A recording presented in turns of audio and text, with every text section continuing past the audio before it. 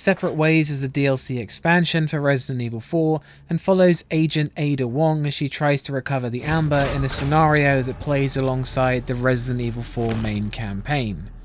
The game is available on Steam, PlayStation and Xbox consoles.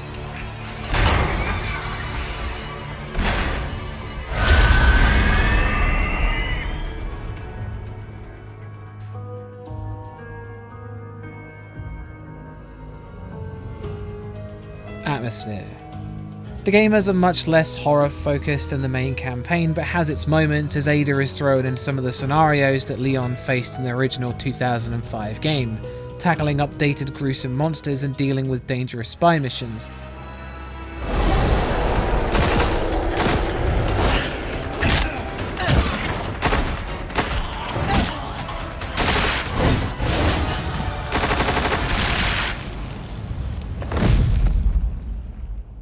But the atmosphere is largely absent from a lot of the game, with the spy intrigue replacing a lot of the horror.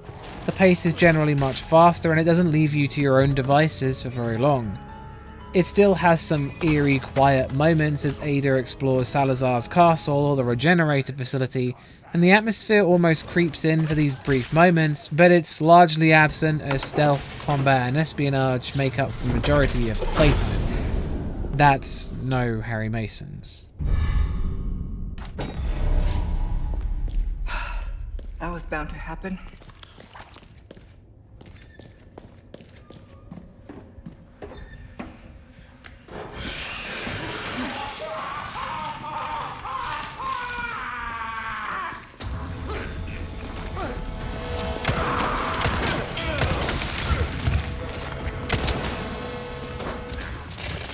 Scares. Whilst the monsters are still imposing, the threat is greatly diminished for everything other than the bosses, since Ada can use the grapple hook to leave the area if the combat becomes too much of a hassle, and the times you can't escape a fight are pretty few and far between.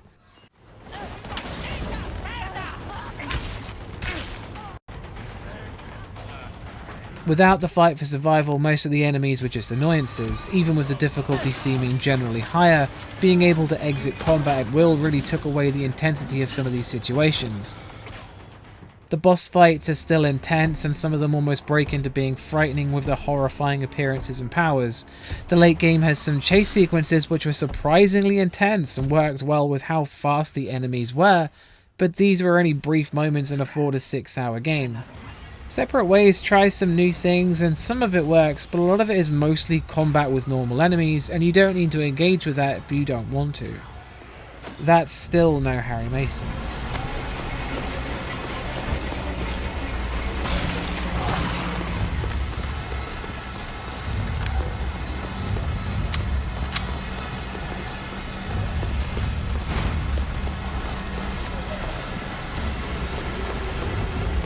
Sound design.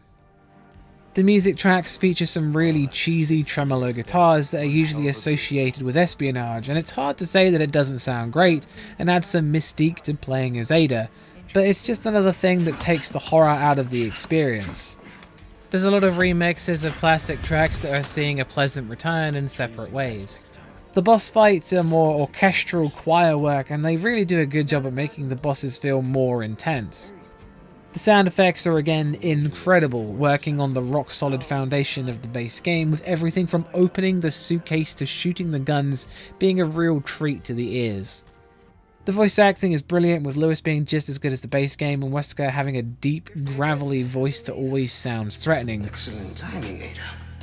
You know how I feel about being tied up. And yes, many thanks. You see, those annoying monks took everything from me. Including the amber? No.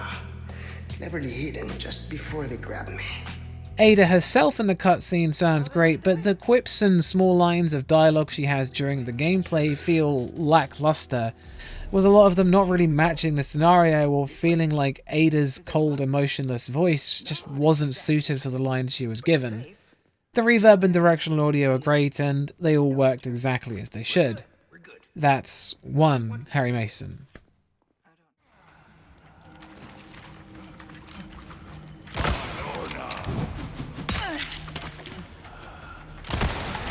gore. A lot of the gore carries over from the base game, with heads exploding from rifle impacts and the plagas bursting out from people's necks.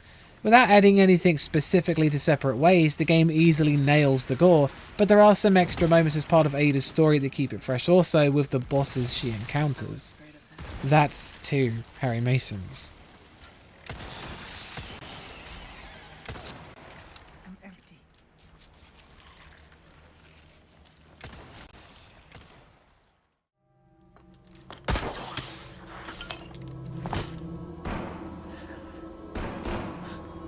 Sounds like you could use a little help. Story. The story follows Ada as she works in the shadows of Leon's campaign to try and recover the Amber, something capable of changing and infecting the world. La campana. Hay que obedecerla. Él nos invoca.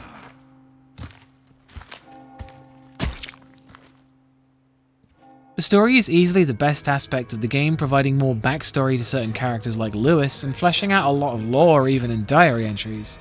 These things were already satisfactory, but seeing it all fit together with the main game is very satisfying.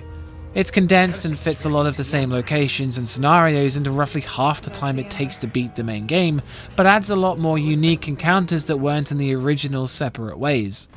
What makes it more enjoyable is having Ada interact with many of the same threats Leon faces, but catching it from a different angle and returning to areas after he's already been there.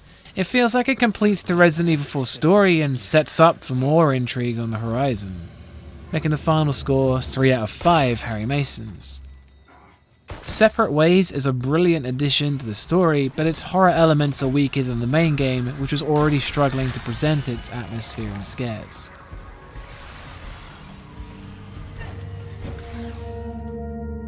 Again, I'd like to remind you the whole thing is down to my opinion in horror games, and if you don't share this opinion, then that's cool, I get it. I'd like to point out that whilst I got the Amber, I didn't give it to Wesker and advise you don't either. There'll be more horror reviews in the pipeline, and thanks for watching. And always go check out Bumps in the middle of the night. Peace.